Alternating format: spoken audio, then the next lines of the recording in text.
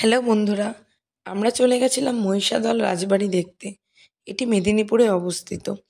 এর একটি হিস্ট্রি আছে, যেটা শুনেই আর কি যাওয়া, যেটি মুঘল সম্রাট আকবরের সৈন্য বিভাগের উচ্চ যে কর্মচারী ছিলেন, তিনি এই মহিষাদল রাজবাড়ির প্রতিষ্ঠাতা। সেই সময় বৈরাম খাঁয়ের কাছ থেকে তরবারিও এই মহিষাদল রাজবাড়িতে আছে। তো সেটাই দেখতে গেছিলাম।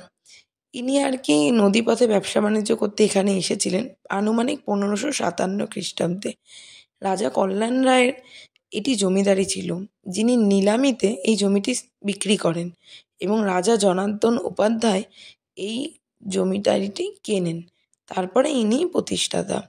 তো আমরা গেলাম, ভীষণ বড় জায়গা, ভেতরে প্রচুর নিদর্শন ছিল, কিন্তু কিছুরই ফটো তুলে দেখাতে পারিনি।